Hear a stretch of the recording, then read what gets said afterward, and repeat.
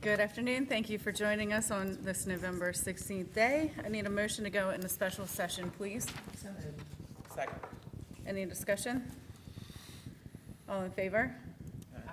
Any opposed? Motion carries. We have approval of revised application and guidelines for the Historic City Farmers Market. Madam Mayor, I hereby move for the Mayor and City Council approval of the attached revised application and guidelines for the Historic City Farmers Market dated November 16th, 2021. Staff may make administrative edits from time to time with the approval of the City Administrator. Second. Any discussion? All in favor? Aye. Any opposed? Motion carries. Approval of incentive for city farmers market vendors. Madam Mayor, I hereby move for the Mayor and City Council to approve the attached guidelines and application form for an incentive for existing city farmers market vendors to be offered only following notice that the city is terminating vendor agreements due to the sale of the property at 25 West Church Street. Staff may make administrative edits with the approval of the city administrator. The incentive will be funded from the Department of Community and Economic Development, Economic Incentives line item. Second. Any discussion? All in favor? Aye. Any opposed? Motion carries. Introduction of an ordinance authorizing the sale of property located at 25 West Church Street, Hagerstown, Maryland. Madam Mayor, I hereby move to introduce an ordinance authorizing the sale of property located at 25 West Church Street, Hagerstown, Maryland, to Marketplace LLC for a purchase price of $400,001. The sale will provide the opportunity for new investment and redevelopment at 25 West Church Street. The sale will be in accordance with all of the terms and conditions outlined in the attached purchase agreement. Second. Any discussion? All in favor? Aye. Any opposed? Motion carries. Approval of a resolution, lease agreement with the Foundry Pop-Ups LLC for the City of Hagerstown property located at 6 North Potomac Street, Hagerstown, Maryland. Madam Mayor, I hereby move that the Mayor and City Council to approve the attached resolution authorizing the lease agreement with the Foundry Pop-Ups LLC at the City of Hagerstown property located at 6 North Potomac Street in Hagerstown, Maryland. The term of the lease shall be November 17th, 2021 through December 31st, 2021. The approval provides that the city administrator and/or the city attorney may make administrative edits to attached agreement if necessary prior to execution. Second. Any discussion? All in favor? Aye. Any opposed? Motion carries. All right, we're going to move into our work session. Do we have anyone here from Hagerstown Hope today? No. Okay. So we have a proclamation for Small Business Saturday. Is that Jill's team coming up?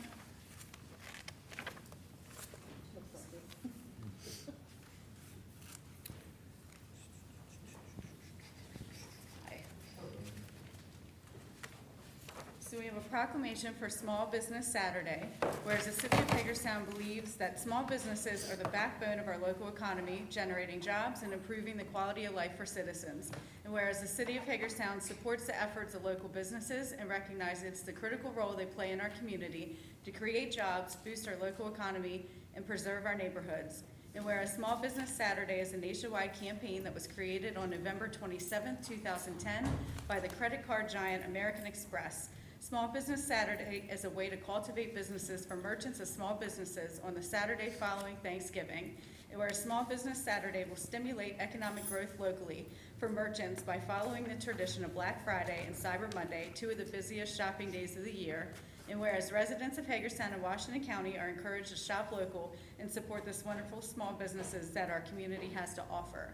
Now therefore, with the support of the City Council, I, Emily Keller, Mayor of the City of Hagerstown, do hereby recognize Saturday, November 27, 2021 as Small Business Saturday and encourage residents to recognize and support small businesses within our community by shopping at these establishments on the Saturday following Thanksgiving. I will give this to you, and I hope that everyone has Small Business Saturday every Saturday, but especially this one coming up. Do you guys want to say a couple things? So as Madam Mayor has mentioned, Small Business Saturday is a national wide event that takes place to try and support small businesses around the community. They help to not only keep our communities themselves stay thriving and strong, but essentially any kind of purchase that you're making can mean the difference between sending a kid to college or making a rent or mortgage payment. It just keeps them money in the community.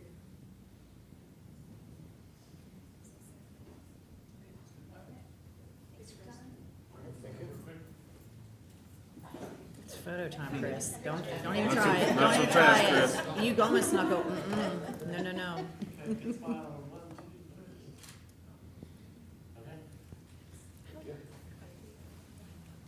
See, my picture made it. Is that what, does Yeah. that mean it made it? You didn't know that? Yeah, It's really cool. yeah. You're gonna be famous. All right, so we have a preliminary agenda review. Stop me if you have any questions. Our regular session will be November 23rd, 2021. We'll have an invocation given by Councilmember Martinez. The pledge to the flag. Our announcements will be following the rules of procedures that were adopted December 15th, 2020. Our meeting schedule for December will be as follows. On the 7th and 14th, we'll have a work session at 4, and on the 21st, we'll have a regular session at 7. December 28th, there's no meeting scheduled. We have an appointment to the Planning Commission, a proclamation for World AIDS Day, and we have some special guests, certificate of appreciation for a milestone anniversary recognition to board and commission members, and we have the Gridiron Classic MVP Awards. Go Rebels. We'll have citizen comments either in person, or you can provide an email to councilcomments@hagerstownmd.org no later than 5 p.m. on Tuesday, the 23rd. We'll be adopting the minutes from October 5th, 12th, 19th, and 26th. On the consent agenda under engineering, we have the Fairgrounds Stable Roof Repair Phase 1 for $33,400 and design of new artifact displays for Visitor Center at the Hager House for $50,000. In the fire department, we have Lion Armor AP V-Force personnel protective equipment for $29,856. For IT, we have Dossier Systems for $14,079 and Barracuda Essential Security Software renewal for $20,494. Under the police department, we have Safariland ballistic vests, carriers, and trauma plates for $30,224.82. In Public Works, we have a John Deere backhoe loader for $128,413.60. Bulk diesel fuel and gasoline materials to be provided, and bulk diesel fuel and gasoline materials to be provided. For planning and code administration, we have a 2022 Ford F-150 for $35,410. Change order for court orders to repair a wall to open alley 4-2 Kramer's Alley for $15,329. Utilities, water, chemicals, we have $1,129,698.50, and wastewater chemicals, $670,701. Under unfinished business, approval of an ordinance sale of a portion of property and purchase agreement with GB&J's LLC.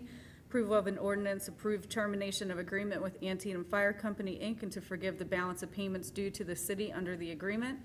Approval of an ordinance approving donation of real property to Antietam Fire Company, Inc. Approval of an ordinance authorizing the sale of property located at 25 West Church Street. Under new business, introduction of an ordinance amending the City Code, Chapter 64, modification of electrical registration and fee structure. Approval of a resolution parking lease with 664 Oak Hill LLC for parking spaces at 49-53 West Franklin Street. Approval of the Lee Street Art Agreement, approval of Washington Street Art Agreement, approval to enter into a grant agreement with the Maryland Department of Housing and Community Development for fiscal year 21 Community Legacy Grant Award for the Dolman Black Heritage Museum project.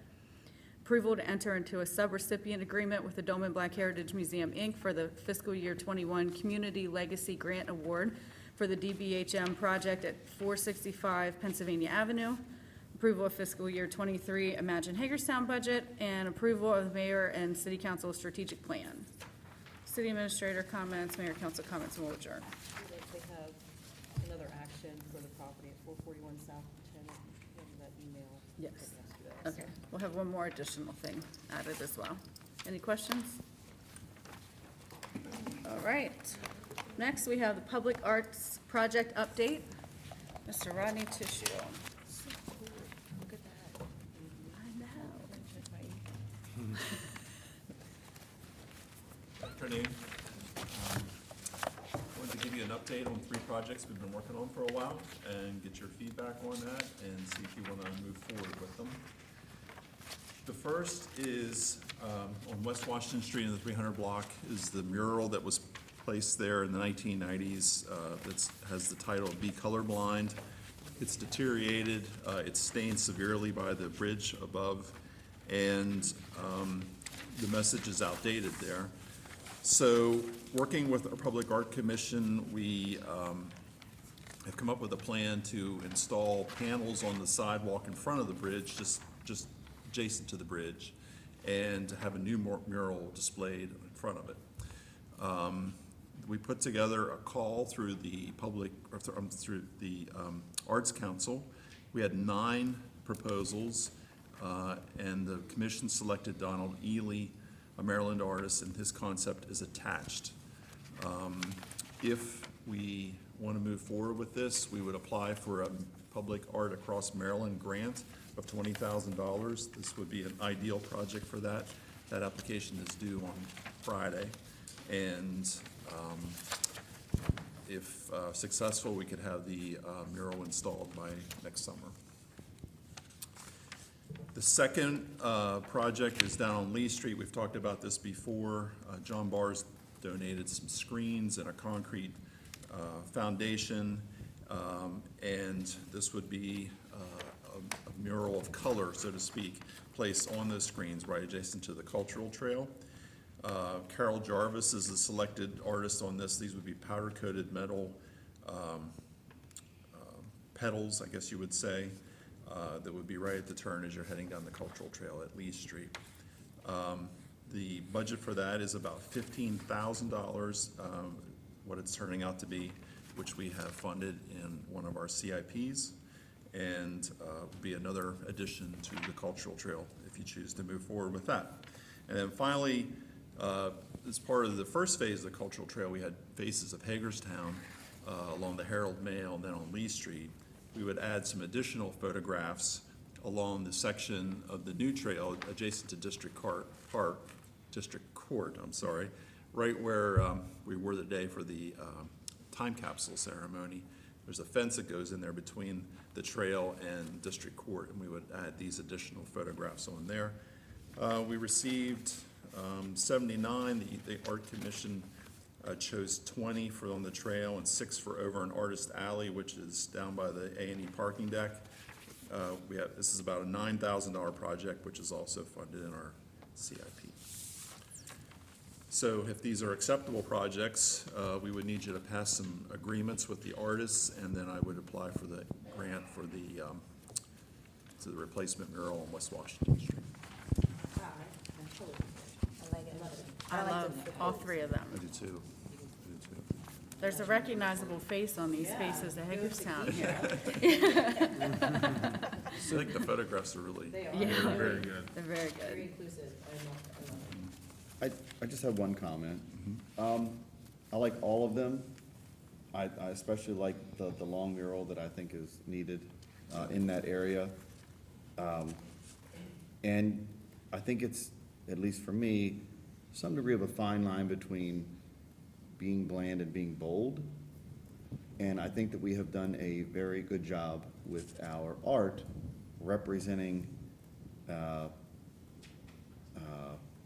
or maybe refraining from engaging in any level of construct of the political thought process. And so, like, if, and I know some people aren't gonna like when I say this, but like when I see, you know, a name of an individual that is of some fame that is involved in politics, I would need to see that to appreciate this picture and those words. To me, before I even saw that, I thought of that book Wonder, where, you know, the kid does the movie and it becomes accepting, and so my kids, you know, really get into that. And so I guess for me, like, I don't want to go down that road where we're going to have to pick the next person, where we have a quote and say, you know, I'm sure millions of people have said this, you know, and so for me, like, I appreciate and understand and believe in the message, and I just don't want to head down that road as we evaluate our art offerings to the public, where we enter that realm where we have to pick and choose, you know, the necessity of it being specific to specific people as it applies to, you know, whether somebody's going to attach. I just don't see the necessity of attaching any type of political thought process to it. Okay. And I don't want to be the person, one, that picks what is good art and bad art to begin with, but added to that picks what people may or may not like as it applies to the public representation of you know, the thought process of politics. I guess I just see those as separate, you know, So you like the guiding message? forces. And that's just my opinion. For me, if you went back to the artist and artist said, look, you know, it's gotta be this way, I'd say, okay, that sounds fine. Okay. I just want us to have an awareness that Yeah. the next one down the road may have another person's name that, you know, oh, you know, how's that gonna be received and how's that gonna be received? And this message is completely received and understood, you know, and appreciated without us heading, you know, that far down that road. And like So what you if the said, artist just Just my 2 reworded cents. and said the same exact thing, but not in I that think way he that could it's say a the same quote? exact thing Right, without right, the he name- could say the without the same name. thing without, Yeah. without it being that I quote. think we've all And- said No, I think the that. quote's awesome. Yeah, I just don't know that we need to you attribute don't to need any to put individual. to, I got you. Because I feel like somebody's gonna look at that and go, I got okay, you you. know what the city means by that. And then the next one we do this, I know, and I just, You said don't need to put the name down as part of the artwork. Yeah. Gotcha, people, especially our kids, will get the message. Yeah, yeah, gotcha. and it's a nice message as most people are gonna see this as they're driving by. And it's simple to understand, and I think they did a great job. But again, picking if it our had to be artists. all, I'm completely fine as well. Yeah. I just, Yeah. Good, Love it. Yeah. Thank Alright. you. great. Wheaton Park Improvement Concepts. So, this is part of your strategic plan, is to make improvements to Wheaton Park. We have kind of an opportunity at Wheaton Park to do some things. There's several stars that have kind of aligned here. We have a vacant building there that's been vacant for a while that we have to do something about. We need some improved parking there. When there's events there, there's really no place to park in any organized fashion. There's limited activities for children. And we also have this opportunity with some community development block grant money of about $300,000 to implement whatever it is you all select. So I'm going to go through some recommendations from us, and then we can go from there. The first thing I want to say is that we had 2 community meetings in the park. Several of you were at those. The first was basically the question on the table was, what would you like to see here?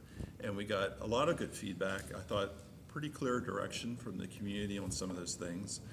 We took those concepts then, and those ideas, I should say, and then we put them into 3 different concepts on, okay, you want a misting pad, okay, this is where we would show it in these different concepts. We had a second meeting and got feedback from the community on that, and I'll go over that part here in a second, but I'd like to review the concepts with you here quickly and go from there. So the first, this is in your packet, but this is the outline of the Wheaton Park property. I guess the one thing that I had not realized is that we do own clear to Clarkson Avenue at the north, so it even goes beyond our play area. Pictures of the park, we've all seen the park. So the existing conditions include the play area at the bottom, the grass area, 2 basketball courts, a tennis court, bathrooms, some play equipment, the house, and a gravel parking lot is basically the existing infrastructure there. So at the first meeting, we asked, again, what ideas would you like to see here? And here are the things that the community basically said is the priorities, and a misting pad for the kids to get wet in the summer, improved parking, additional play improvements, additional seating areas, just greening, more planting of trees, those kind of things. Also on the wish list side, we have some public art, like maybe a kiosk or a plaza area where you'd walk in. I'll talk more about that in a little bit too. Expanded music venue would be like a gathering area on the field, on the grass area, where there'd be like a band shell that somebody could perform, or a block party could be organized or whatever. And that would be kind of the focal point of that area for larger gatherings like that. And then some other things on here that we can talk about. So the first concept kept, can I stand up and still be heard? Yeah. Yep. The mic's up there too. Yeah, Mike's Okay, very good. The first concept keeps the play area, keeps the tennis court, the basketball court, and some of the other amenities, keeps the house. And what it adds is additional play area here, a misting pad, the plaza area, improved parking, a sports court, and then adds another basketball court here.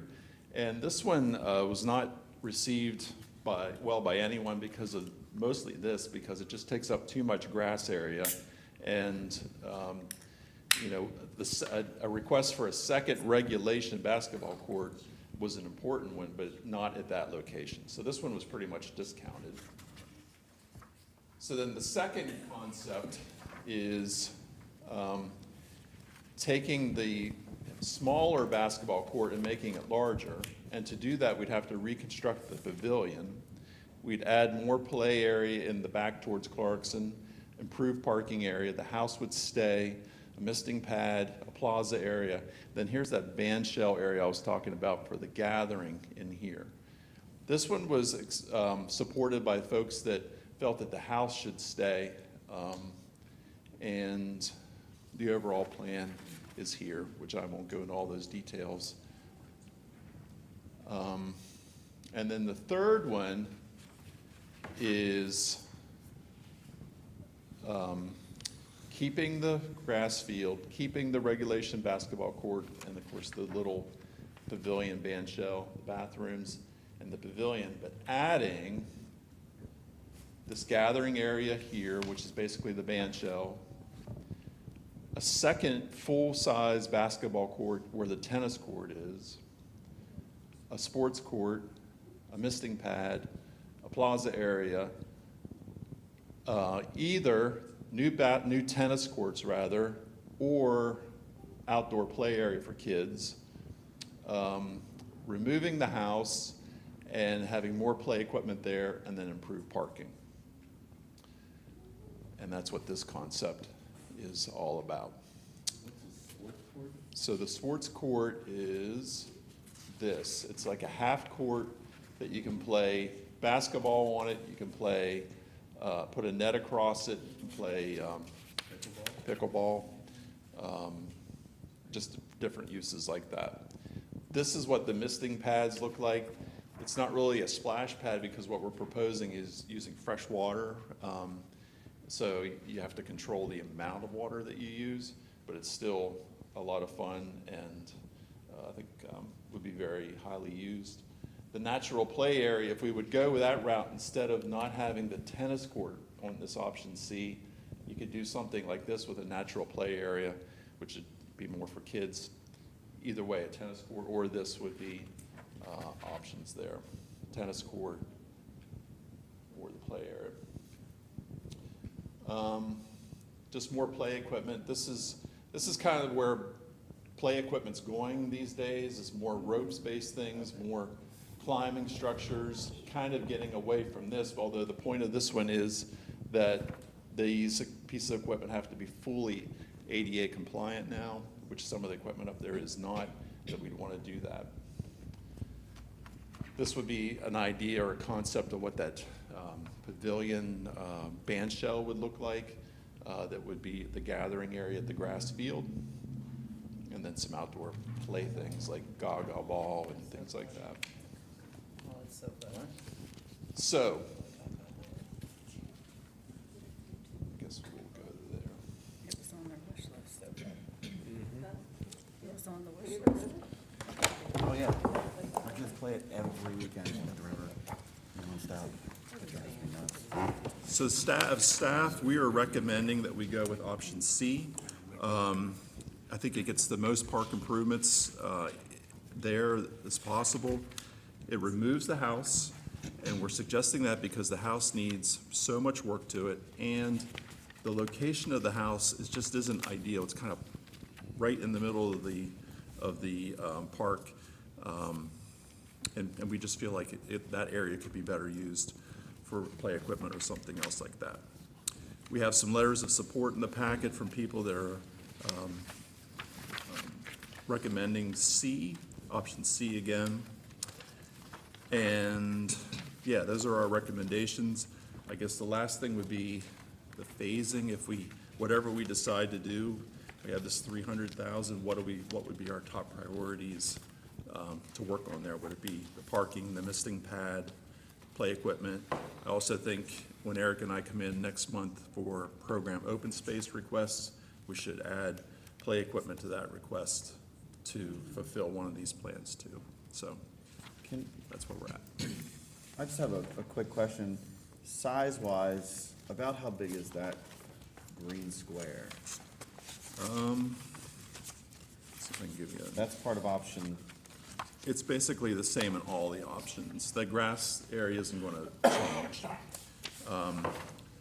We see that as kind of a multi-purpose area. You know, the turkey bowl's there, but also you can play softball or baseball there, but also it's just a nice gathering area. that's what, I'm just curious how big it is.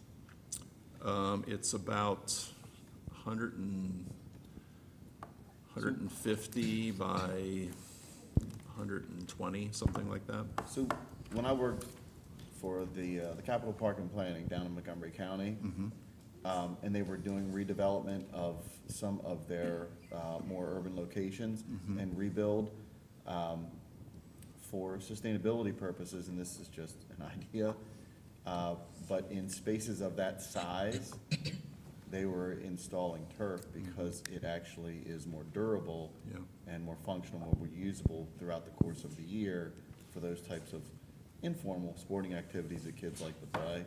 All I'm saying is, when I see that square, it just screams, for me, you know, back working on those plans of those types of ideas, because you have such a large amount of built environment around it, it really created, you know, durable, functional, usable space. And Yeah. I imagine over the life cycle of putting turf down there, we're probably gonna spend that much on mowing it, you know, those types of you know, manpower hours and equipment and that kind of stuff. Just, other than that, I don't have a huge, Okay. I'm big on the misting and splash pad type things, you know that. Yeah, But and we heard that too at the meetings. I just think that a turf-style space added to that would, and I'm not a huge fan of tennis courts. I don't have anything against tennis. Just bang for the buck. Yeah, it's, either way, Kids we like to could play go with either way. it. I with think the they, tennis. I think we were told that they rarely get used. They have one I've always been to. Yeah, for rarely. 20 years. It was it was a tennis program there, though. Yeah. It was a, I remember that. We put a brand new one That was a in long time ago. Myersville, and the kids love the sidewalk chalk it, and that's what it's used for, which is awesome. Well, I have a couple points, well, a list of points. So first off, thanks again. I don't know how many times I have to thank you and your team for listening to my many emails. Even before council, I was emailing Ronnie about this particular park. Even the initial conversations with getting the current basketball court at its state today, I was part of that initial conversation. As well as, you know, this past summer, working with staff with getting the sheds improved for the staff, with having a window and air conditioning, and getting the flooring of the bandstand repaired. Where's Eric? I don't know if it's almost done, but it's in progress. And overall, just talking with the community and my involvement with hosting the Ruth Ann Monroe Summer Basketball League that's held at this park. We just celebrate our 58th year. So there's a lot of involvement with these courts and the overall space. So to that point, and I went back and forth with this many times, many nights thinking about this.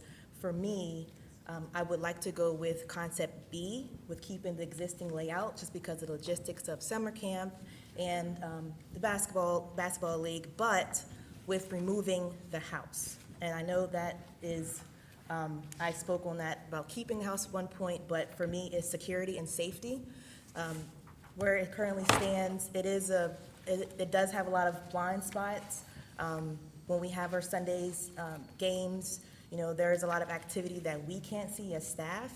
And also, we could leave, if the house was removed, we could have an agreement with this other letters in our packet, have a placard to honor those who served and, you know, had impacts to that park, like Mr. Seth Washington, giving more history around the park, speaking about Miss Ruth Ann Monroe, the Summer Basketball League, and still have it a memory of what it was, but right now, it is a safety concern. That's just my recommendation. Keep B, but remove C and have a placard or possible greenery or workout stations or additional parking, but definitely not for moving the courts all around for concept C. Moving the tennis court, I don't think that's appropriate. I think in my opinion, maybe a little bit more costly to do that, but just to keep the current layout. I've received many emails, phone calls, social media, again, being out on the street. The kids were pretty much like, I just want to get wet. Some of the kids even offered when Tisha and I was walking, like, can we get a pool? And I was like, I don't know about a pool, but definitely some type of apparatus to get them wet. So that's my stance. So you don't think having the courts side by side like that would be easier? No, it would be an absolute nightmare. But you spend enough time at the basketball court, I mean, I feel like you would know, Yeah, you know? it would be a lot. And that's what you like about B, is that the orientation of the two courts? Yeah, Just make the one a little bigger. how it currently is, and even, well, for the summer league, we use the tennis court, for event space. You know, we have like some speakers come by, and we had, Women Who Uplift this past summer had like a whole, workshop exercise in there, which is kind of like away from the games, is not in the way so much, but have them side by side is just, it's too much. I just feel like, couldn't they do that on I down at the extended field area? Like all the workshops and stuff like that, I use the think tennis so. courts for now, this yeah. year? I think Well, that you yeah. can make do with any ways that you put it, because the park is all year long. And so many different entities, so many different families. There's family reunions that happen there. There's that yearly that have been having the same family reunion in the same spot for 20-some years. And so I just think that any concept that is chosen, I think that will be very appreciated and well used.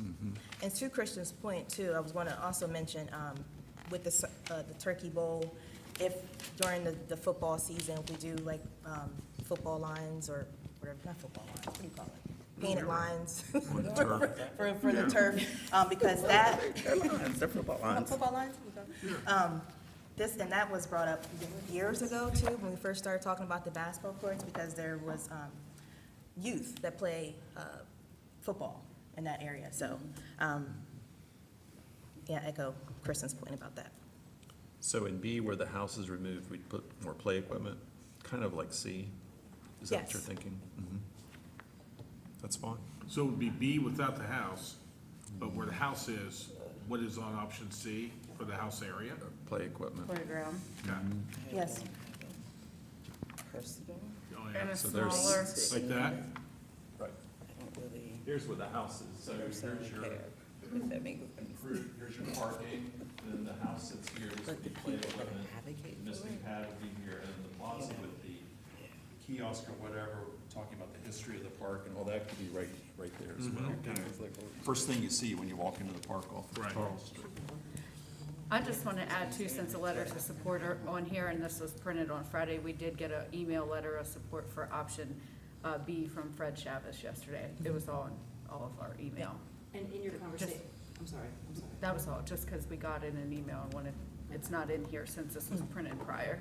In your conversations, in your emails and such, have you been able to say option B without the house? Have you kind of like put that out to some of, or is this the first time? To some. Okay, Some, and yeah. what kind of feedback was that? They were fine. They were fine with it.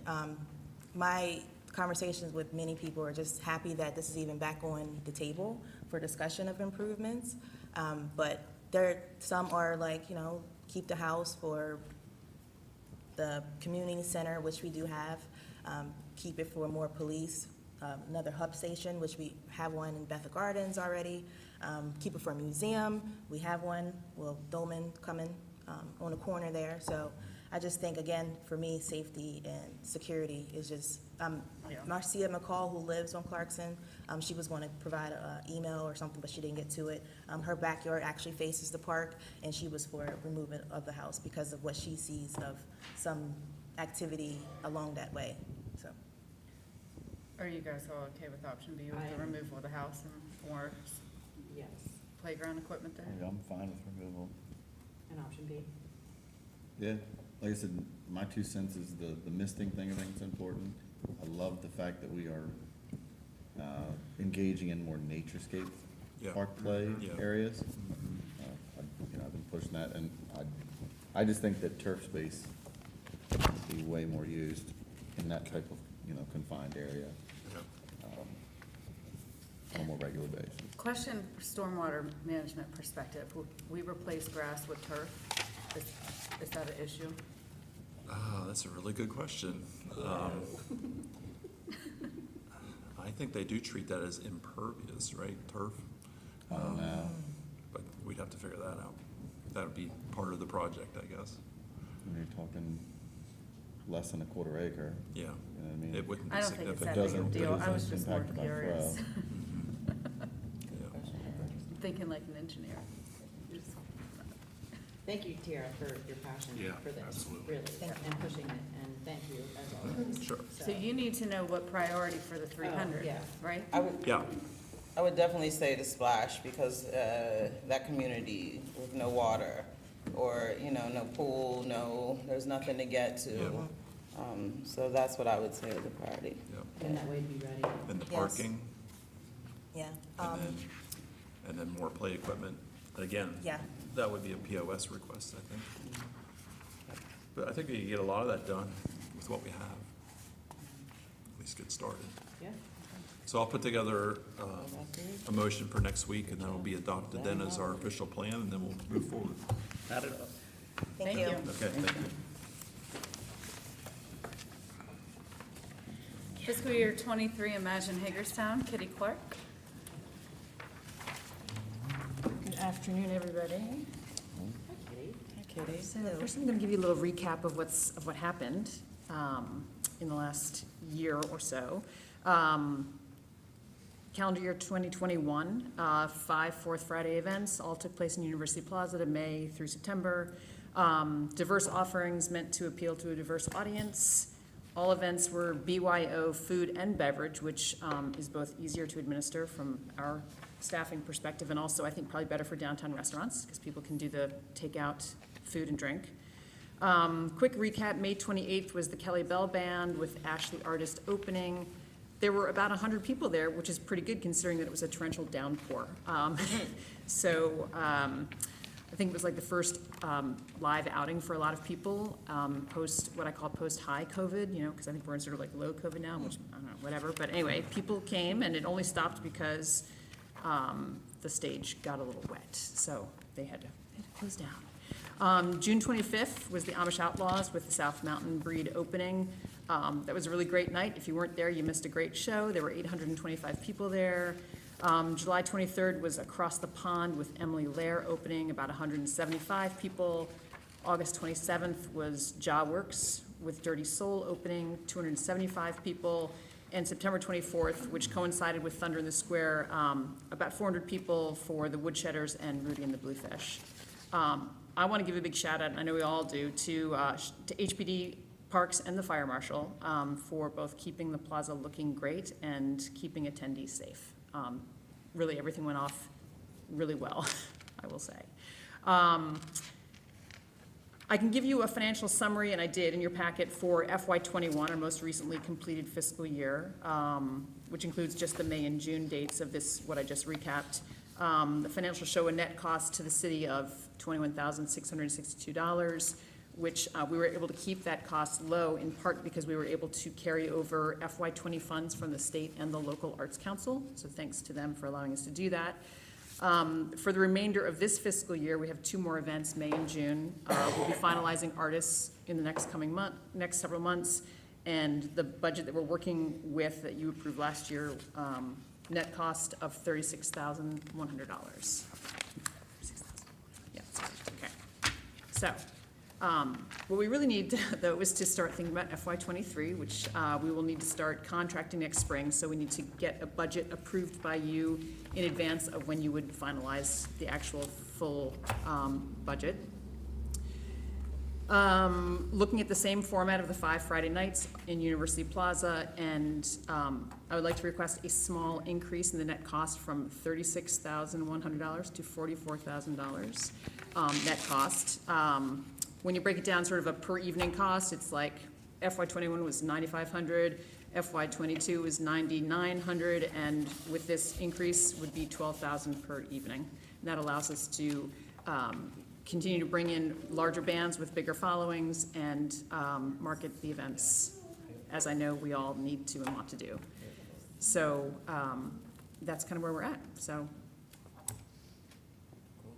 You guys good? Good? Yeah, thank you. Thank you. I can't perform anymore? How many likes do you have now? What's your following? Priced us, Faces on the faces of Hagerstown, what else do you? she priced us out of the money. What do you mean? While performing. It'll be on your vote next week. Thank you. Thank you. I used to get a check All from right, y'all. ARPA for money. performing. Mayor, after our strategic planning session and ARPA discussion, staff went back and took the suggestions that you all had as far as format and applicability of the projects. And Michelle and Stacy are here to go over that and get some direction from you all on how we want to move forward with some of these expenditures. So, Michelle, Right. Stacy?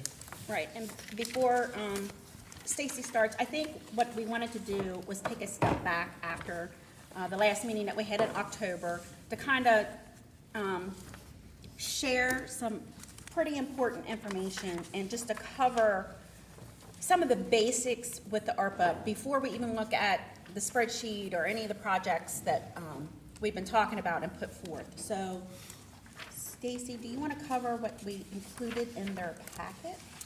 Yeah, so in addition to the spreadsheet that we have with all the project ideas on there, thank you. We also included 2 additional tools to help you. So one of them is Appendix A, and that is those are the expenditure categories that the Treasury will require us to place all of our projects into. So those expenditure categories, there's 7 of them total. And those numbers have changed. Before they were, I think, maybe 2 or 3 of them were in one. And then Right. they've separated them out and made some extra ones. But it looks like we're gonna stick with the 7 overall major categories and tons of subcategories, as you see. So some of our projects, they could fit in more than one, but they're gonna require us that it fits in at least one of these numbers. And so what we did on the other page, the chart, in the blue area, those are eligible uses in the interim final rule. So if you remember in one of our meetings, we talked about the 12 categories that we were seeing and almost like an outline. And those are just a non-exclusive list of ideas. That they don't include everything that you can do. And just because it's not on the list doesn't mean that we can't do it, but they're in the interim final rule, they're really just given tons of ideas to kind of help us formulate what's going to be best for our community and what we can do. That's kind of what I think you all were doing to come up with the spreadsheet to begin with. Correct. And then, so just to kind of wrap our minds around both things so that we have making sure that we've paid attention to everything in the interim final rule, but we're also now beginning to relate it to these expenditure categories. That's why I made that chart. The items in the yellow are the required categories. And so that way you can kind of see all those things in the interim final rule fit into all of those major categories, the 7. So that way, For example, if you look at number 4 is premium pay. We already have that done. There's probably not going to be anything else in premium pay. Administrative, I guess that's me. Right, and that was a new category. So again, I think what we're trying to do is, it's amazingly enough, it's still an interim final rule. They have not finalized it. And as this has continued to morph and change, which it will continue to do and evolve, we want to make sure that we are trying to incorporate everything that everybody is saying. So the 7 federal categories are how we are going to be required to report everything from. So again, that is the columns on this spreadsheet. And then the eligible uses that is outlined in the back of the interim final rule. It's really difficult because they do like A through E, and then there's a bunch of little subcategories in Roman numerals. And underneath what they called responding to public health emergency or its negative economic impacts, they give a listing of 12 specific things. And again, what is going to happen is we may have a project that could fit across many of these categories. However, we are required, when we do our very first expenditure report that has been postponed from October, now it's the end of January, we're going to be required to list all the things that we're thinking of and literally put them in all these subcategories. And then we're going to have to continue to report on them, any progress, any changes, if we're like in year 2 and we're not going to do something that we originally outlined as a goal or what we were estimating or anticipating doing, but now we're allocating it somewhere else to a different project. We have to literally keep track of all of that. So we're trying to provide as much details without providing documents that, are 50 pages or 100 pages and sometimes more. There is a lot of information available. We welcome lots of feedback. We're trying to make this not as easy as possible, because it's not easy, but we're trying our best to accumulate months worth of ideas from different areas and things that we have heard and taken notes on and feedback from the community survey and incorporate it all together, but still trying to keep us focused on, instead of the original 4 categories that came out, it is now 7. They're going to keep the 7. One of the complications that we discussed, the city administrator and myself, is that, last week the Infrastructure Investment and Jobs Act was passed. So this new infrastructure bill that everybody's been waiting on was passed. I think it was officially signed just this week. And, there was supposed to be a lot of things that we were going to be able to do with that.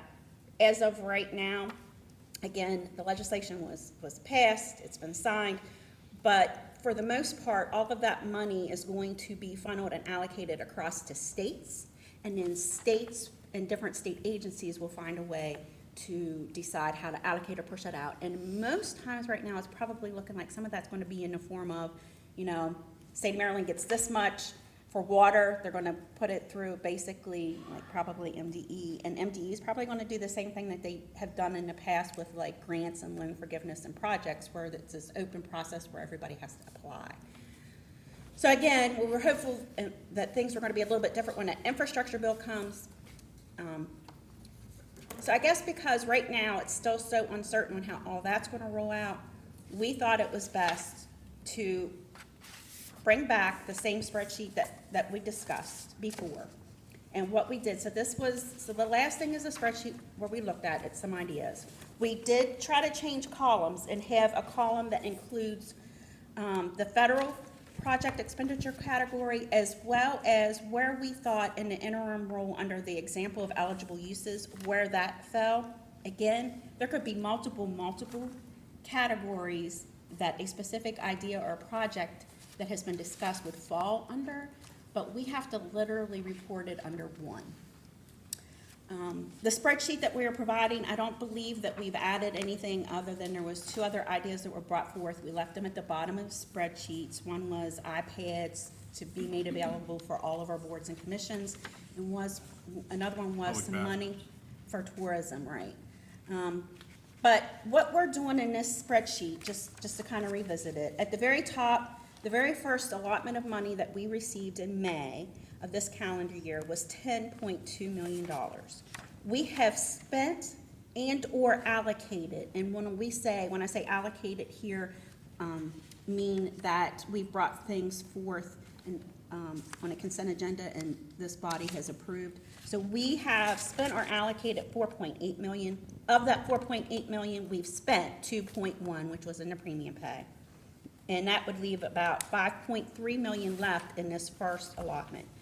Again, it's very unclear what is going to happen to the future of the second allotment, or what may come out of the continuation of the investment in the infrastructure reconciliation, because that's the next phase they gotta do. They have to come up with the money for the new federal allotments that they're giving. So again, this spreadsheet doesn't really contain anything new. We have included, clear to the right, we have included where, at this point, staff would recommend that we have an allocation or a project that we put as part of our initial budget and focus for this first round of 10.2.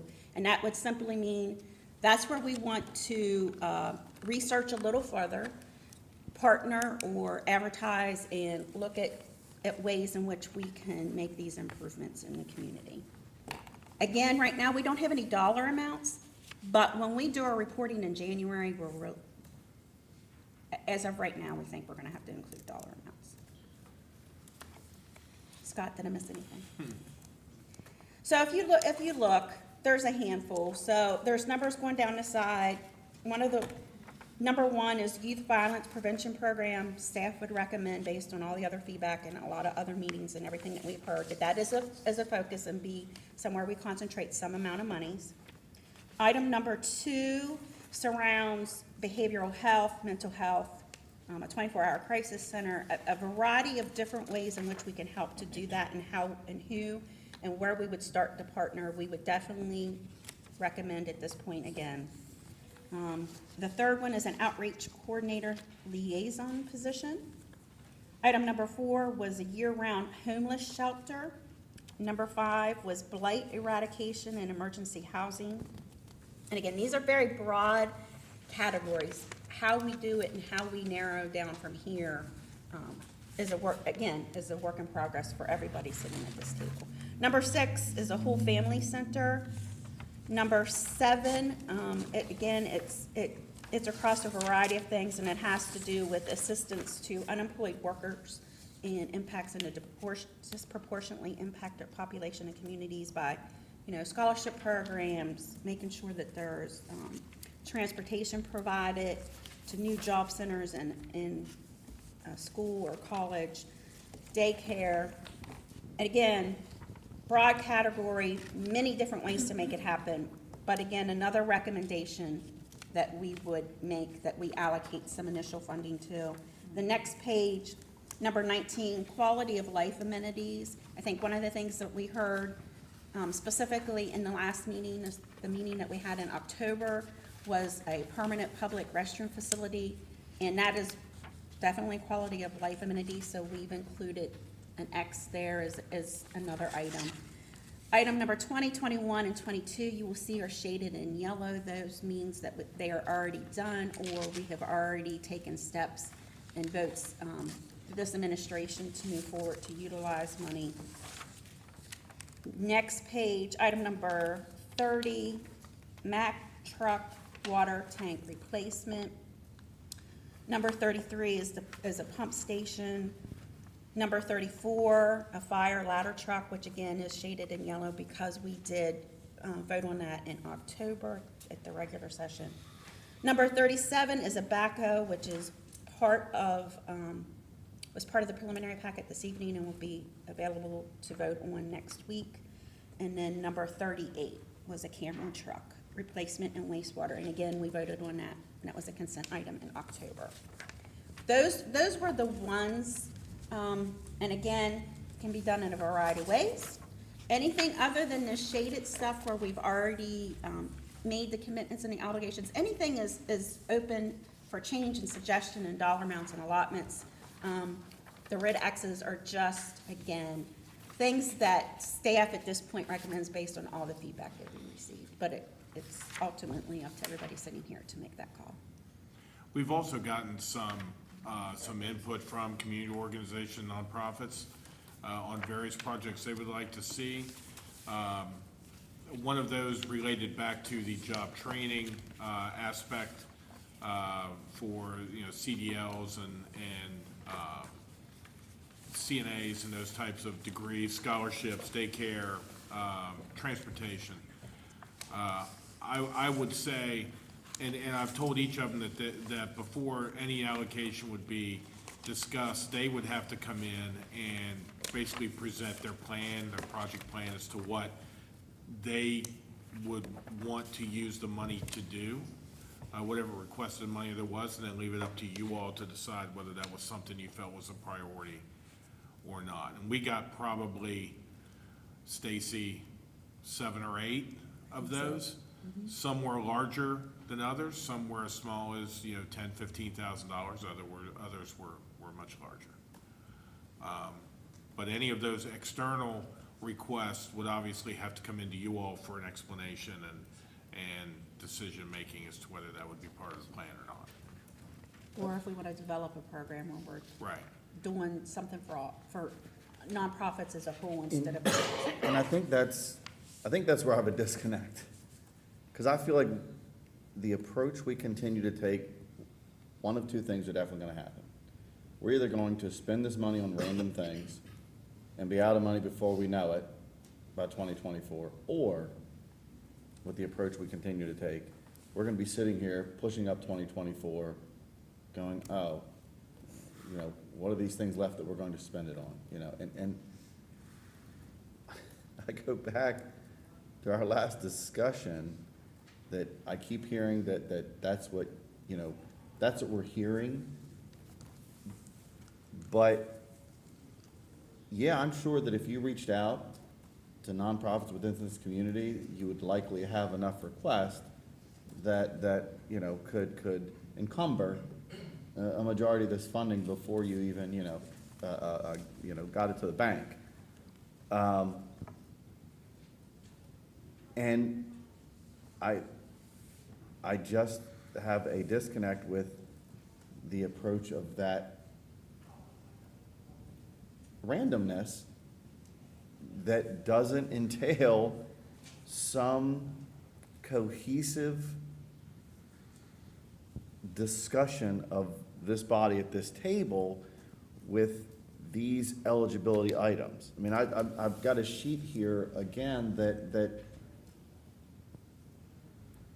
is broad, but I'm going back to this list here and saying, okay, what are these things, number one, that are our operational process, meaning things are gonna benefit the operational capacity of this organization in an efficient manner of expending, first, and second, what are direct citizen-oriented expenses that can be encumbered for direct citizen-oriented benefit? And I use the CDL thing, and I don't know what entity would like to do that for what purpose or where at, but that could be a nonprofit that operates somewhere out in the county that's gonna benefit some countywide program. And the first thing I'm gonna say is, wait a second, this funding was provided for the benefit of the city's citizenry. That sounds a lot like a county effort to me, and, so I look at that, and I'll just take, any one of these slots and say, hey,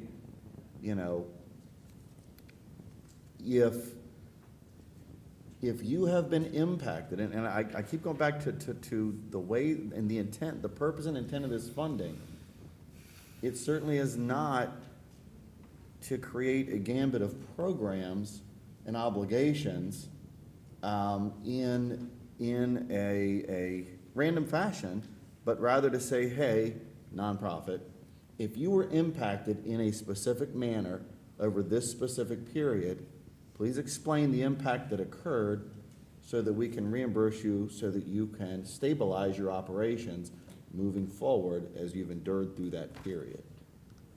So, And that's not what I'm hearing here at all.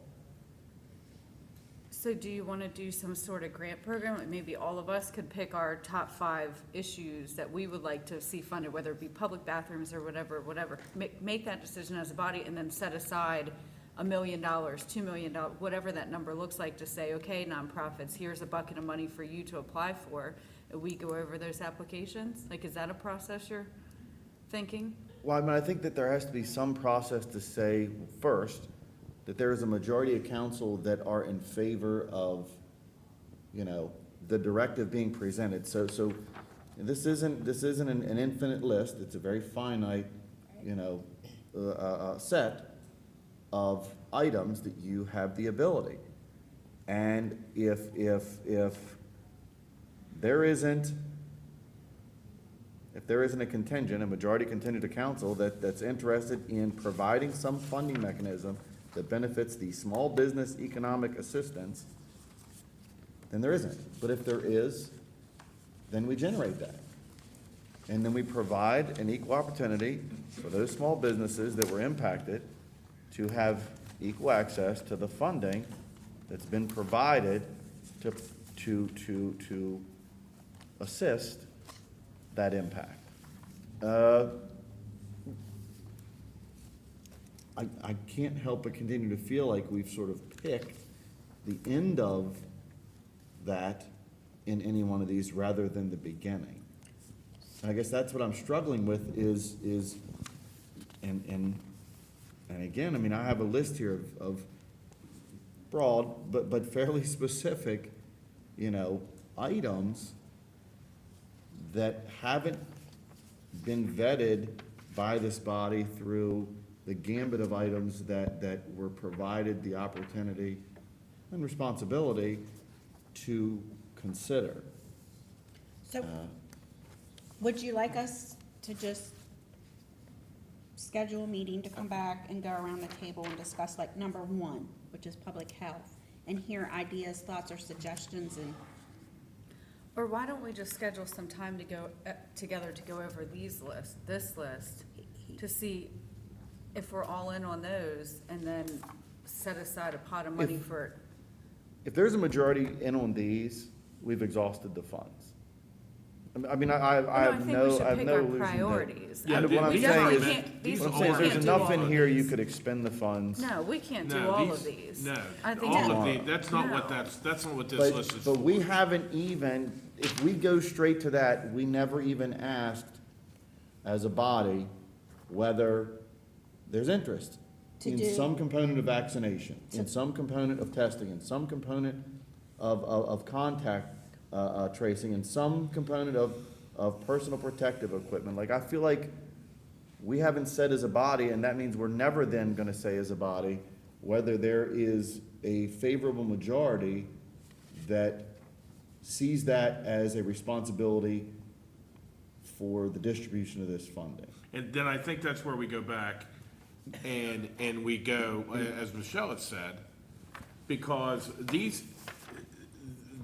projects, 54 of them, They may fit somewhere in these. they may, absolutely, but it doesn't mean every one of these. It doesn't mean there's gonna be a dollar amount set I- aside for I agree. every one of these. And what I said at the last meeting is, I think about half of these on this list right here that they say you can, we're probably all gonna say, I don't think so. That's not our responsibility, and there's going to be some that might not be But then, applicable to but then, the city. but then of once, Hagerstown. once you narrow those down, then you can plug these in to these that you believe. And I guess then it doesn't matter, but, and I don't want to use the restroom, because I think that's, not the best example, but, blight, I mean, I don't know what that looks like and where it fits into these. And I don't know that, So, depending, and that's, we did try And these aren't just random, I don't, these 54 ideas weren't just random thoughts. They literally did come back out of notes from all the meetings. But like for blight and eradication, for instance, we can see, just in the things that we heard at different points of spotting, it would fit under number 3, services to disproportionately impacted communities. 3.10, which is housing support for affordable housing. Again, depending on what this group's entire blight, depending on what everybody focuses in and wants to do under blight eradication and emergency housing, it would fit there. And again, keeping in mind, we'd have to make sure all of that was within our qualified census tracts that we already have identified through our CDBG and on file with HUD in order to qualify as under disproportionately impacted communities. 3.12, which is housing support for other housing assistance. 3.15, social detriments of health, including lead remediation. But we can come back and we can. I guess my curiosity is, you're attaching things that, and I hear you say that Trying to fit it. these have been come up with through a bunch of meetings, but I don't know what those meetings are that you're referring to. So we did a strategic planning session in November that was the larger part of a day where mayor and council all said all of their goals and priorities. And I took notes, and Scott had some notes, and Donna took some. So we literally went back through all the different things that each council person and the mayor had identified as a goal, and put it on this list and tried to see from the little that was explained at that point where we thought it would fit, and hearing the goals of this administration. And then we did the same thing with the feedback from the community Maybe that's survey. the disconnect I have. Because when you ask me about my goals and priorities for the city, From as an organization, as an entity over a time, that's different than when I read a specific directive of Okay. federal funding that says, hey, here's the purpose and intent and spirit of these funds. I didn't read in there, it's to accomplish the goals and visions that you have for this city. I read that it is to address the issues of impact that have occurred from the 18-month pandemic period in which we've identified for these specific things. I guess I just don't marry the two, because one is our obligation and the other is federal funding that we've been provided to address a deficiency of a number of things that they have identified likely were impacted over a period of time because of a specific incident. So to be fair, we did an internal committee and we kind of went through and vetted those. Like, of all of those listings, was there things that definitely, from what we thought our perception was of what the goal was, would not fit? But if there was something in one of those goals that definitely had to do, it was an impact of COVID or was infrastructure improvement, what we can do for employees, because that was definitely something that we had heard people were, for the hazard pay for a while they were here during that time. But again, we can take a step back and do that. We can schedule meetings and probably have to do a meeting for each of the 7 categories. We were thinking maybe do December 14th, if we could do an early morning meeting. It's a Tuesday, we have a meeting that day, and maybe do something here or Borough Box or something and sit down and just hash it out. And know that Because there's I think gonna it's be, gonna take a long time, and I don't know if spreading it out meeting after meeting after meeting is effective either, if we just, and knowing and understanding, just as Councilmember Alshire has continued to mention. So if some of the projects are not going to be a way that we respond or mitigate or how we are addressing COVID, it won't be a permissible eligible use. I mean, that's an absolute truth. Right, and I feel like we haven't Other even than got- infrastructure. I feel like while we got to this list of specific things, we never got to the point of saying what we actually want to direct the funding to. Okay. Like what we feel those responsibilities are from the impact of the pandemic as it applies to the benefit of the funding. I guess that's the confusion that I continue to have. But I don't think we're necessarily, talking about different things. Because blight, I can tell you that ARPA money is being spent already now by municipalities to address blight conditions as a result of the pandemic. Especially if you have qualified census tracts. Right. And it's very specifically, we wouldn't be able to just say a blight program across the entire city and that's gonna fit with ARPA funds. But what we were saying is, blight itself might not be, but the affordable housing and what we're going to do after the blight is removed, right? Again, I agree. Like, and I guess I just look at it, are we going to create a mechanism to assist and aid tourism, travel, and hospitality? Like, I guess I just look at something that simple and say, hey, are there 3 hands here that want to do that? Is there appetite for that? And if there's not, then you say, okay. Absolutely. Let's draw a line No, through that. absolutely Not right. gonna happen. Is there an appetite for 3 people to support education assistance for early learning? If there aren't 3, then you draw a line through that. You know what I mean? And then you have an understanding of what those things are that you wanna do to be able to apply projects to those things you feel need that. I guess I can't. So renumbering the priorities. I think from this we're, perspective. I think that's what we're trying to do. It's just presented differently. Because I feel like we've already picked the project. No, And what that I'm is saying is you not. can exhaust that Yeah, money on no, this no, I get group you. of papers. No, In a heartbeat. that is not what we've done. That is not what our intent was in that list. Those are not all, those were just, If we had all the money in the world, it Yeah. could fund every program that we'd want to do in the city. These Here's the were list, just- now let's figure it out. right, suggestions for you all to look at. You could say, if you all have absolutely no desire to do a year-round homeless shelter or investigate that further, gone.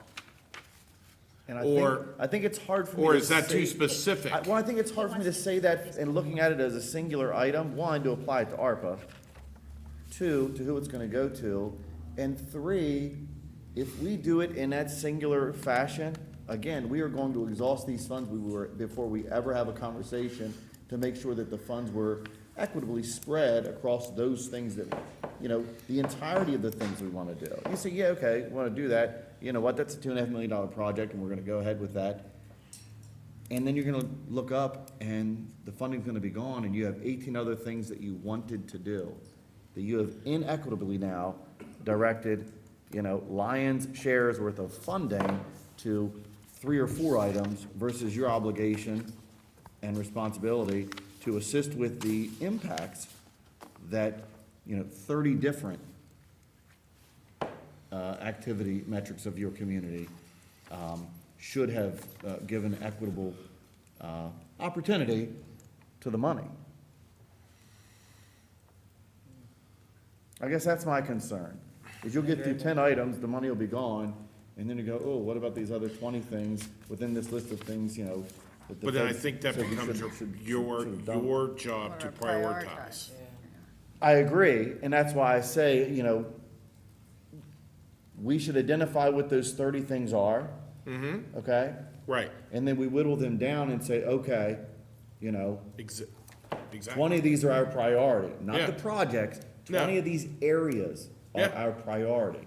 Yep. And therefore, we're gonna have to figure out a way to divvy up the funding in some equitable fashion to these 20 areas.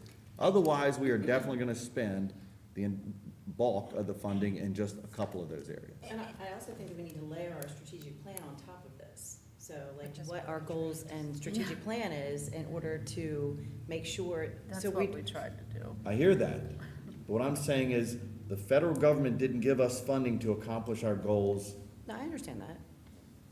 and objectives of our plan. They said, hey, how were you impacted by the pandemic? Here's the areas we feel were impacted that are eligible. how are you going to assist in that impact that occurred But- with And they're- federal But those funds? two aren't mutually exclusive. No, Right. and they do overlap. They do overlap, and so if, so we can do that, set aside a day. All that I ask is that we really and truly have to do it soon, because we Yes, have to do our report, and we do have to list the Are you guys projects. good with December 14th? We It's a have to Tuesday, list we have a each meeting project, that but day. not just do we have to list each project.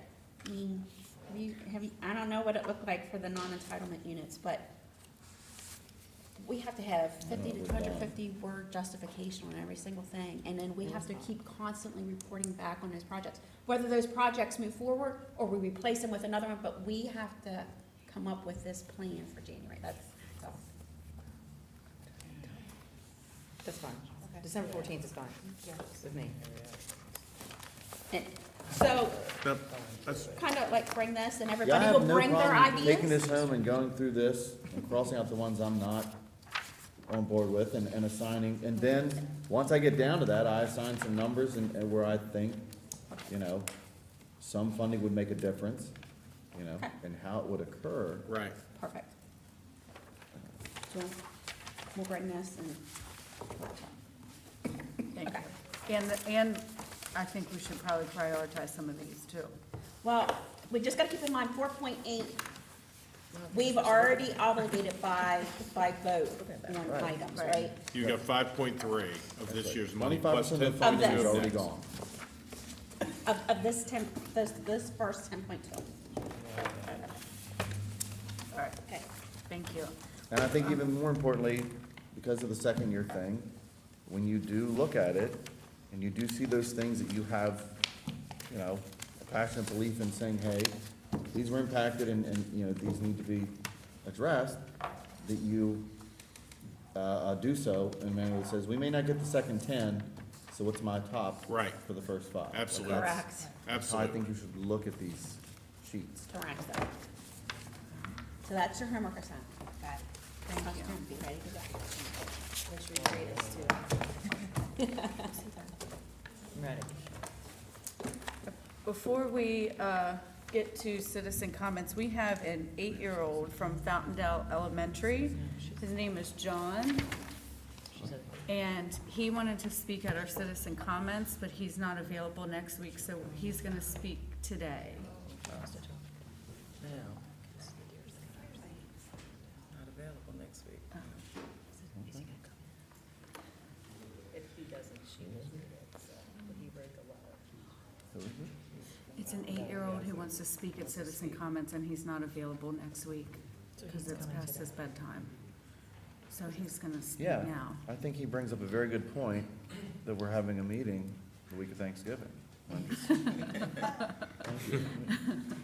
agree. I'm just. Hi, John. Hi, John. Hi. Hi. Thanks for coming. You're welcome.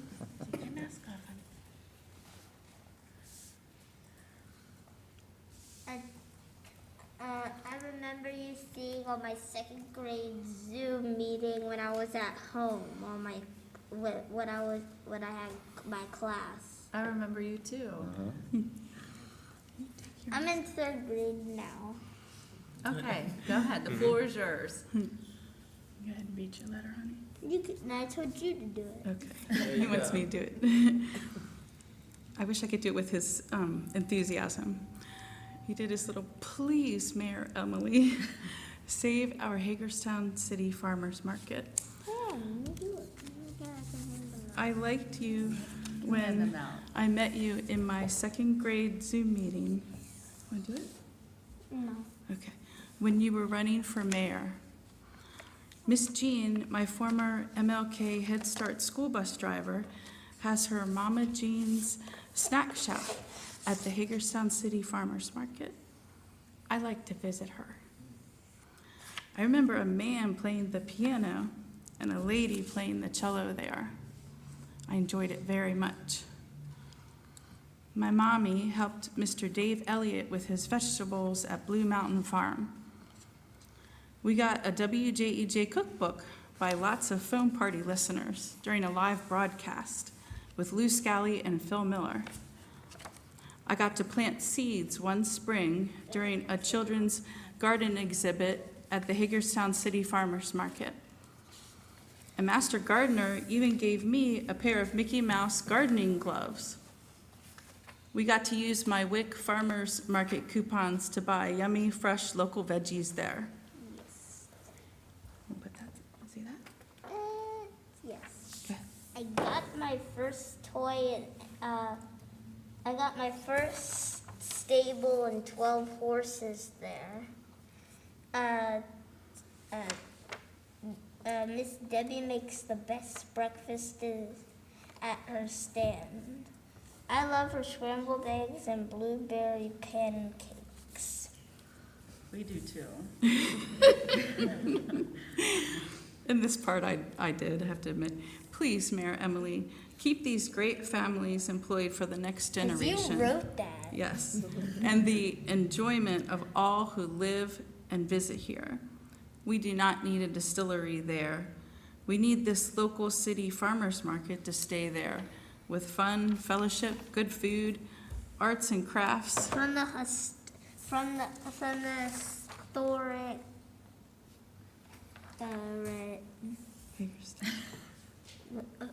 Historic. Hagerstown City Farmers Market. Please and thank you from John G. Fountaindale Elementary. They're grade 8 years old. Thank you, John. Thank you so much. Thank you Because for I writing had this to write it down on a paper and then tell it to my mom to type it on her computer, and then she had to print it out. Yeah, well, we appreciate your enthusiasm. We love the farmer's market too, so we're gonna try to find a really good place for it so it can continue on. Okay. Because we all love Jeff and Debbie's too. Yes, we And do. all of the other. And Mama D's. And Mama D's. And all of them. Thanks for your patience. I left my jacket. Thank you. With the ARPA funding, we are done. Thank you. I left my jacket in the hallway. City administrator.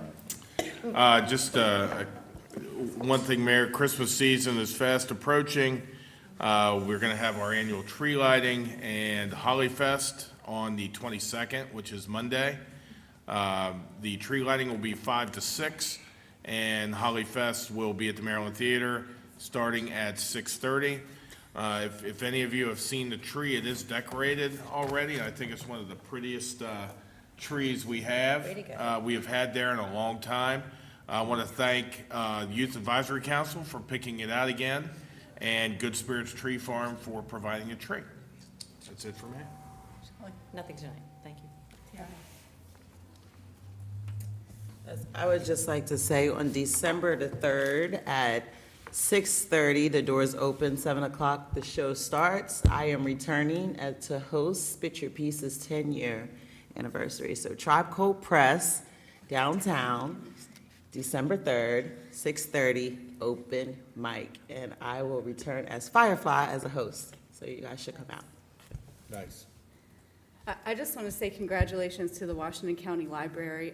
Yesterday, Jeff Klein and I filmed a video. They have new library drop boxes at the urgent care on North Point, and you can go order books online, and it's like an Amazon locker. You go pick it up. So they're the first ones in Maryland doing it. It was really cool. They'll be ready in the next couple weeks, so everyone should check that out.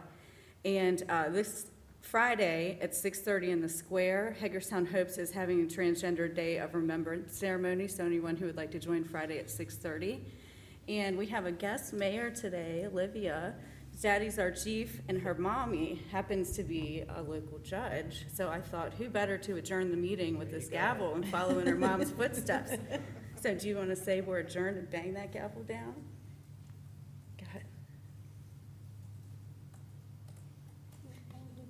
Yep, go ahead. Don't be shy.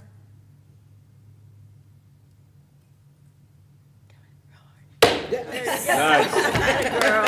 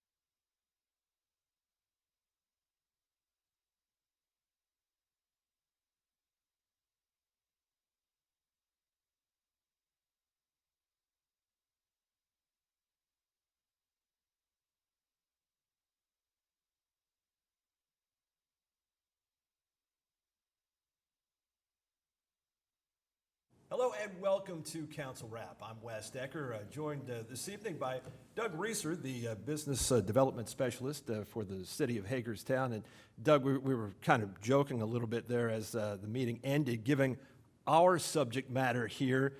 We have a third grader come in and talk about Hagerstown City Farmers Market. I think the important thing is, you know, the plea from the youngster, very heartfelt, and I think it really symbolizes the way that a lot of people sort of picture the market, but unfortunately, not enough people have really shown up over a period of time to make the market as sustainable as it needs to be to remain in the place where it was. I think that's the key to all of this. It's not that this market that started in 1783 won't continue in some form or fashion. It just won't necessarily be at 25 West Church Street. So from your perspective and the fact that it was on the competitive negotiated sale process list, talk a little bit about that first and foremost, and then we'll get into some more of this in terms of where the market might be headed, but why this is really a good move for the city of Hagerstown.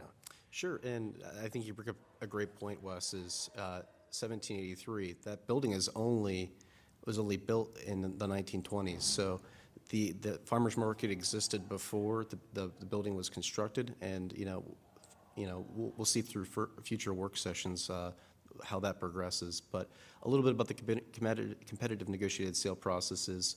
We're looking for the highest and best use of property. That property's, with the farmers market, it's very near and dear to our community's heart. I think everyone's understanding of that and how that plays out over the future. But we're looking for highest and best use of that building. Currently, it's open from 6 to 12 on 1 day a week. Mm-hmm. We're hoping to get, with this sale to David Blackman and the Marketplace LLC, more use out of that property, more vibrancy, rebirth of the downtown. It's part of all of that is a collective whole. So we're hoping this is just another piece to that puzzle in getting more tourism, more foot traffic into our downtown.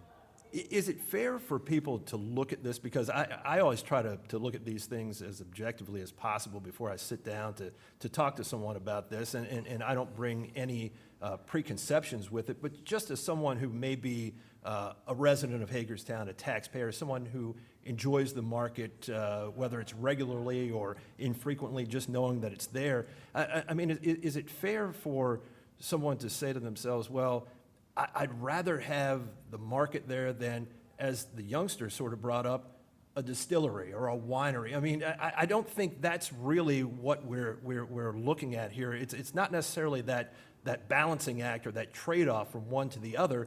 It's like you said, it's about making that property mean more in the long run and just to be a more sustainable property within the city of Hagerstown. Yeah, and I think that's a fair characterization from a staff perspective. I think everybody has their perceptions of what should or could be, but we have to look at it from a city ownership perspective as how do we get to that highest and best use? Right. And, this property is going to be returned to the tax rolls as well. So it's we're not in a position of owning real estate. I think the council's made that clear, and we're trying to find the best avenue and best redevelopment of the property. So Marketplace LLC is going to put over $1 million of capital investment into the building, which I don't believe the city was ever going to be in a position with our capital improvement plan. So I think it's providing investment into the community that we wouldn't otherwise see. And that building itself for the city certainly became a bit of a money pit over the years. As you talked about, only used 1 day a week for a limited number of hours. Also houses the fire department's administrative offices. But at the same time, it's very difficult to heat. It's very difficult to cool. It costs a lot of money to do that. And my understanding is the roof really needs replacing at this point in time, which again is another large expense that the city would be incurring if this sale were not taking place. I mean, am I pretty accurate on all of that? Yeah, absolutely. We had in our CIP a roof project that was very expensive. We had HVAC costs that were coming up that were very expensive, that will be taken over by the purchaser, the contract purchaser at this point of the property. And like you said, it was a cost negative operation for the city. So it's helping remove that from our budget. And the thing is, as I think I can speak for you to some degree. I think we're both fans of Hagerstown City Farmers Market. So by no means is the city of Hagerstown, staff members of the city of Hagerstown, mayor and council of the city of Hagerstown wanting to take what is perceived by many as an amenity within the city away. It's just that it's going to be going to another location. That's yet to be figured out, but that will happen. That's been stated in meetings. We know that that will happen eventually. What's happening now, though, is the sale of this particular property.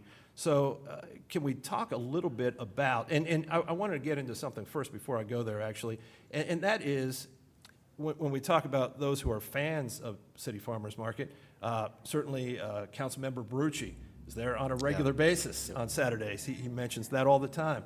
Councilmember McIntyre has been a big proponent of City Farmers Market. Mayor Keller's talked about going there.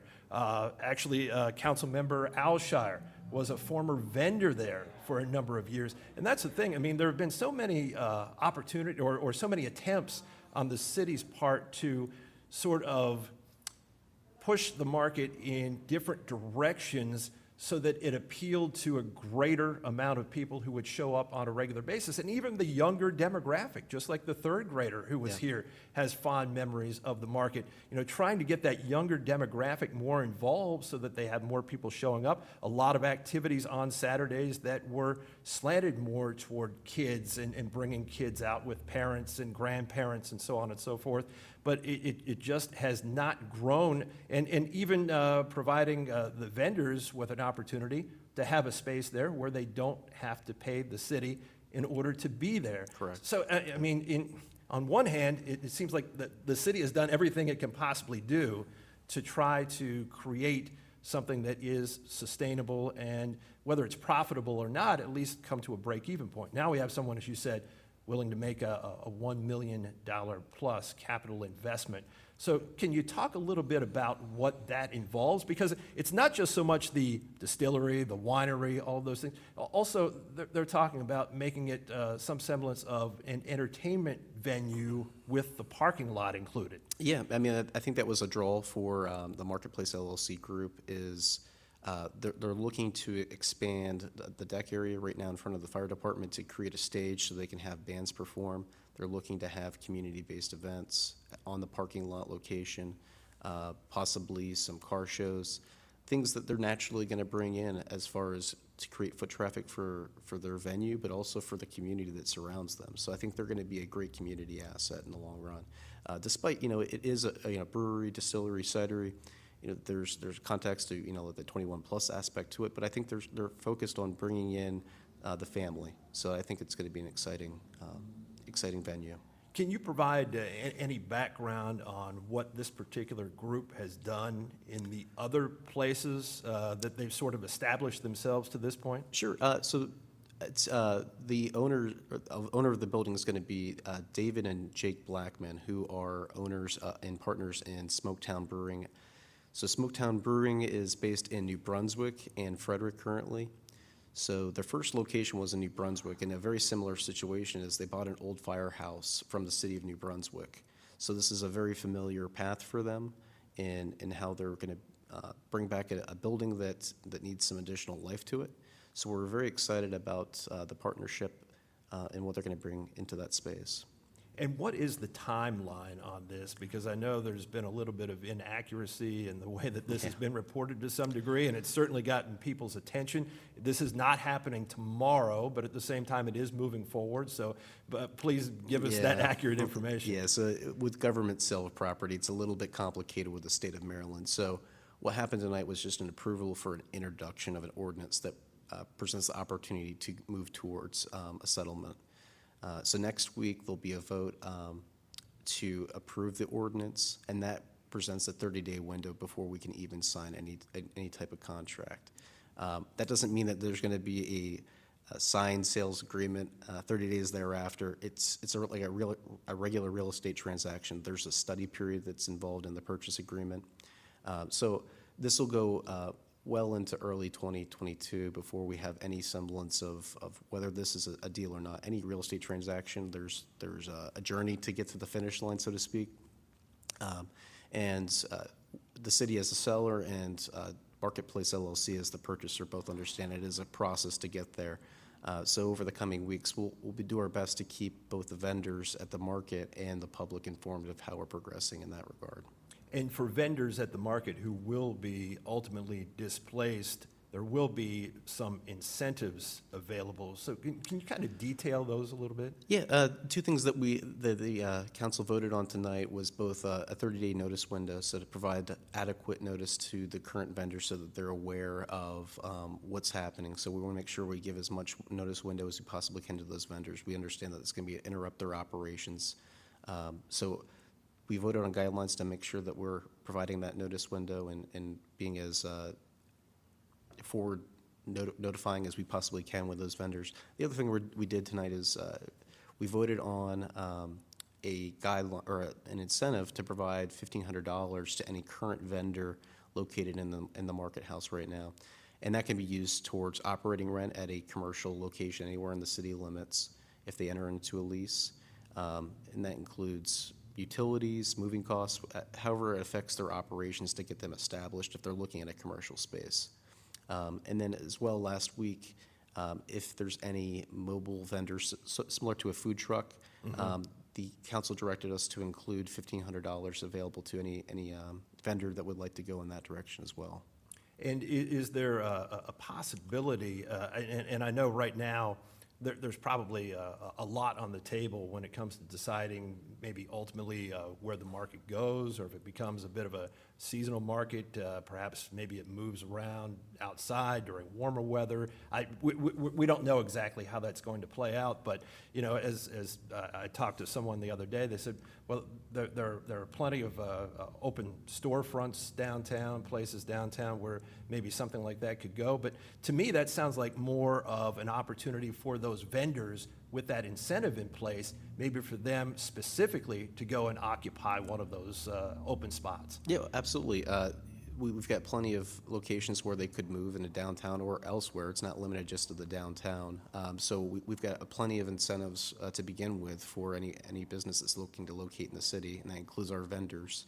And this is just another layered opportunity for an incentive to get them established. So we're hopeful that a few of them do move in this direction. And what's the best way for them to move forward with something like that? Or if someone had been considering becoming a vendor, now they say, well, hey, instead of 6 hours a week, you know, there are some opportunities out there. Maybe this is something that some people had not considered before. They thought, yeah, it's just, you know, that's just not a good time for me on a Saturday morning. How do they get in touch with you and maybe further their cause with something like this? Yeah, I mean, they can send us an email at dced@hagerstownmd.org. We're happy to assist with any of their site searches or questions they have to get established.